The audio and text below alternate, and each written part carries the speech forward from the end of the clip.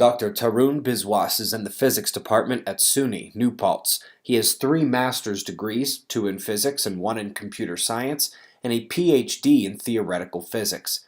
He is one of the most interesting professors in the country, even if you have never heard of him, and he has some writings that will make him a new light in the skies for many in this community. Today, we're only going to introduce one of them, but it's the type of logic and science that observers dream of. So, how do you think of galaxies? Do you imagine all the stars orbitally bound to the system? Here in the solar system, we have both bound planets in orbit and comets and asteroids that can swing around the sun and escape the solar system. Dr. Biswas wanted us to first understand the different kinds of orbits. The circles and ellipse orbits are familiar to our imaginations, and if you study comets, the hyperbolic and parabolic ones are too. The circular and eccentric orbits are known as bound orbits because they are bound to the system around which they are orbiting. Meanwhile, the hyperbolic and parabolic orbits are unbounded or escape orbits, where an escape from the system is actually possible. Here in the Milky Way and in other galaxies, we find dwarf satellites orbiting and sometimes crashing into and through the galaxy. We know that in the early stages of galaxy formation, at least the ones we see today, there are collisions and clusters coming together. Many portions of the interacting groups escape and do not end up in the bound system. This continues at continually slowing rates until there are additional contributions to the system, such as we do often see with gas flows, dwarf satellites, and other globular clusters, filaments, etc.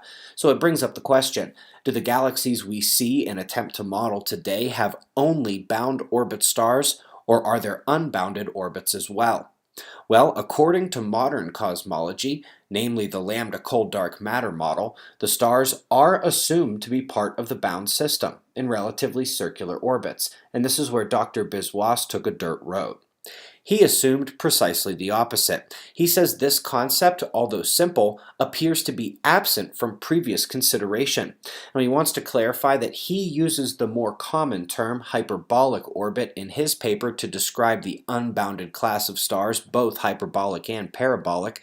And as his paper clearly demonstrates what he described as a pleasant surprise, that the model using some unbounded orbits of stars can reproduce the galactic rotation curves without the postulation of dark matter.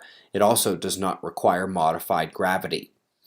We are now at a critical stage in the process of understanding galaxies because so far in this series we have now learned the reason galaxies invoke dark matter hypotheses, but that those theories, satellite populations of the galaxies, and even basic assumptions about stellar orbits are not in line with the dark matter hypothesis, and they have still not found any new mysterious particles. Perhaps the most critical test of the theories is how well they are able to explain the anomalies, and in terms of galactic anomalies, it doesn't get much weirder than the diffuse and somewhat pitiful galaxy we learned of this week. NGC 1052 DF2 now goes by a much more entertaining name, the galaxy without dark matter. It is poised to entirely rewrite how galaxies form since dark matter is considered a prerequisite, and so in the case of a clear anomaly in the system, it requires a complete rethink of the concept of dark matter in galaxies, especially when you pile on the satellite population problems and their co-rotation, etc. Any proper theory attempting to explain the dark matter effect in galaxies must work in this diffuse galaxy as well, not be throttled by it. Could you imagine that the stars in this diffuse system are not all bound, that some might be hyperbolic? Me too.